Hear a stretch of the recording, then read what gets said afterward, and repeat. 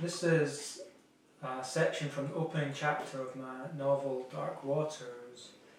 Annabelle has impulsively driven from London to the Scottish Highlands to drive down a private road.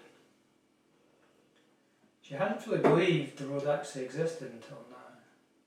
And what were the chances of finding the gate open? It was like she was meant to race down that road. The drive was perfect. The open road, the wide blue sky overhead, and the mountains topped with snow. Those delicate tight bends through the woodland beside the river.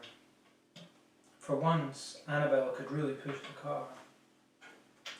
Blast through the turns, hammer down on the throttle and hear the engine blaring, then stand on the brakes before the next turn. She wasn't aware of the nervous smile that kept breaking through the tight expression of concentration on her face,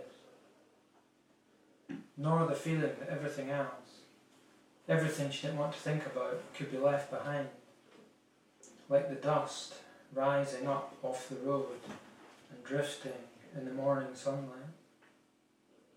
Finally, after long twisting miles, the road straightened out as the valley widened. The mountains retreated from the road. As she sped over a slight hump, feeling the car momentarily rise then fall as the speedometer crept close to 100, the grey wall of the dam became visible in the distance. The perfect morning sunlight fell on the road, lit the heather on the open moorlands to a muted mustard colour. Annabelle took a deep breath and smiled again. She slowed the car a little.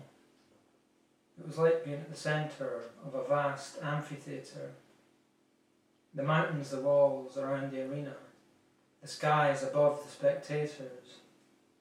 It occurred to her that she really should take a photo. She glanced at the holder on the dashboard, saw it was empty, and remembered she'd dropped the phone onto the passenger seat. She looked up at the open road ahead. It was needle straight for at least the next mile, nothing coming in the opposite direction. She eased her foot off the throttle a little more, then reached across to the passenger seat, felt round for the phone.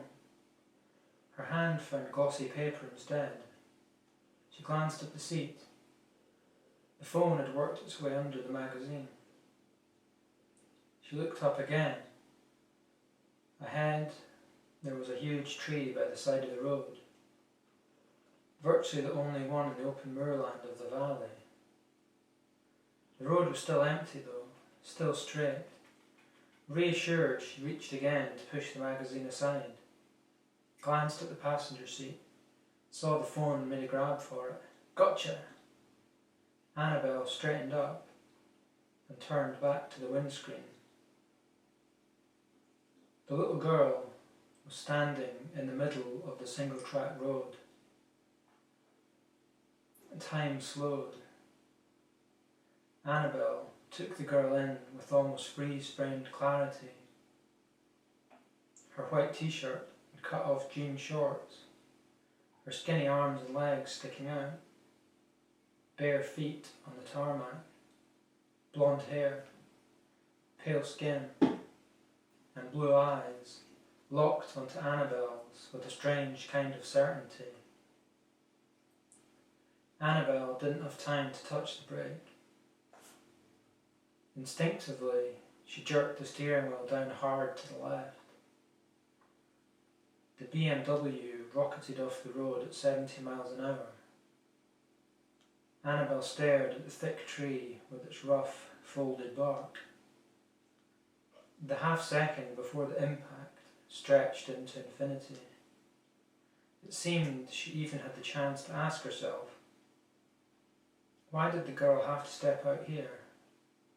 Why right beside the only tree in the valley?